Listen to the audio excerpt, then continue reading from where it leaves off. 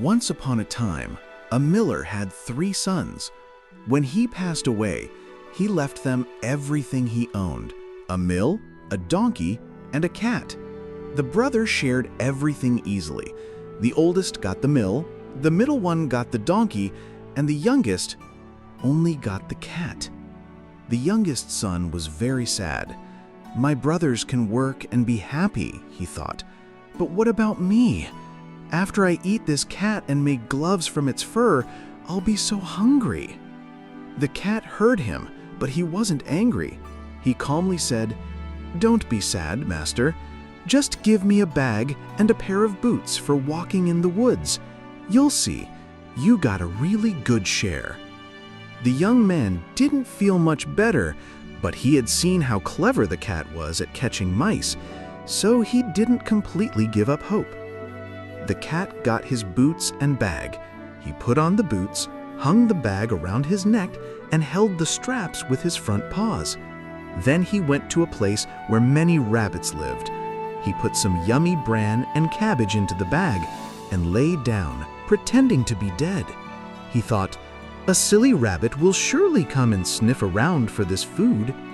And just like he thought, a little rabbit quickly hopped into the bag. The clever cat pulled the strings tight and caught the rabbit. Proudly, with the rabbit in his bag, the cat went to the king. He bowed low and said, "Your Majesty, I caught this rabbit in the woods. My master, the Marquis of Carabas," the cat made up this fancy name right there, "asked me to bring it to you as a gift." "Tell your master," said the king, "that I thank him for this lovely present." Another time, the cat hid in a field. He opened his bag, and when 2 partridges, birds, walked inside, he pulled the strings and caught them both. Again, he went to the king and gave him the birds. The king was very happy and gave the cat some money. For a few months, the cat kept bringing gifts to the king from his master. One day, he heard that the king and his beautiful daughter were going to take a ride by the river, so the cat told his master, "Master, if you listen to me, you'll be very lucky. Go to the river now and swim where I tell you. I'll do the rest." The young man, the Marquis of Carabas, did what the cat said. He didn't know how much good this bath would bring him. Just as the Marquis was swimming, the king's carriage came by. The cat started to shout as loud as he could, "Help! Help! My master, the Marquis of Carabas, is drowning!" The king poked his head out of the carriage. He knew the cat because of all the gifts he brought. He told his guards to quickly help the Marquis of Carabas. While the Marquis was being pulled from the river, the cat went to the carriage and told the king, "While my master was swimming, robbers stole his clothes. I shouted and shouted, but they still took them." The naughty cat had actually hidden the clothes under a big rock. The king told his helper to give the Marquis of Carabas the best clothes from his own closet. The king welcomed the Marquis warmly. The handsome new clothes made the young man look even better. He was already very handsome. The king's daughter liked the young Marquis a lot. The Marquis barely had time to look at her, and she was already completely in love with him.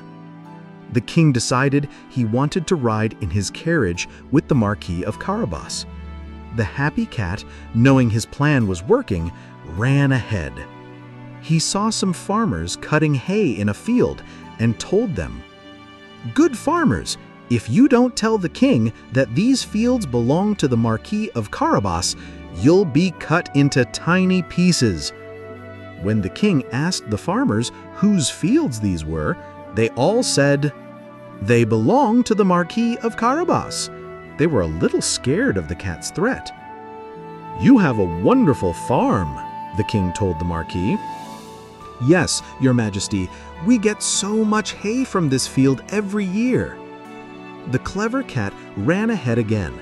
This time, he saw some farmers harvesting grain and told them, "Good farmers, If you don't say that these fields belong to the Marquis of Carabas, you'll be cut into tiny pieces." Soon the king passed by and asked whose fields these were. "They belong to the Marquis of Carabas," the farmers answered. The king and the Marquis were both very happy with this answer.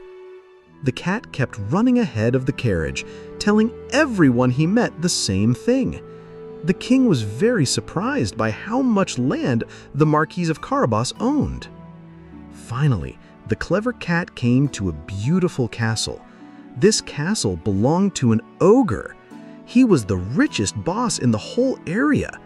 All the land the king had ridden through belonged to him.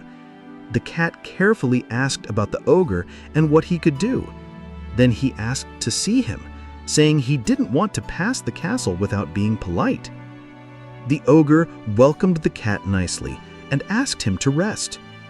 "They say," the cat began, "that you can change into any animal, like an elephant or a lion." "That's right," he grumbled.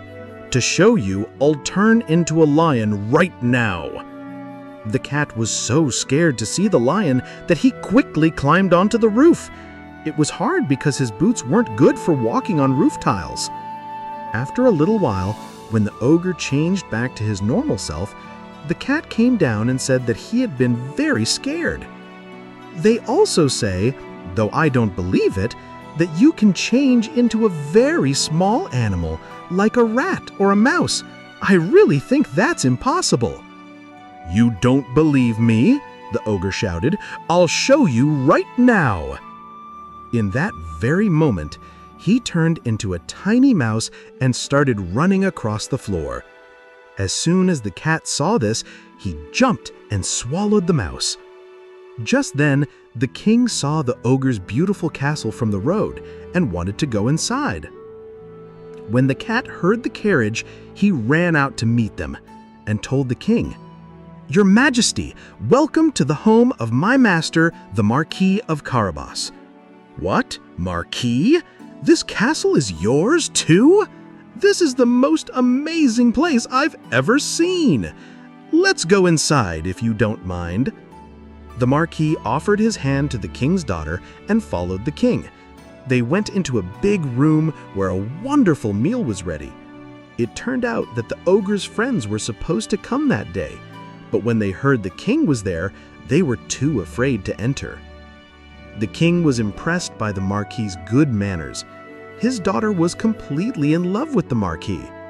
After the king saw all the wealth and had a few drinks, he told the Marquis, "Marquis, it's up to you now. Do you want to marry my daughter?" The Marquis politely thanked him for this great honor, and he married the king's daughter that very day. And the cat? He became a very important person at the palace. From that day on, he only chased mice for fun.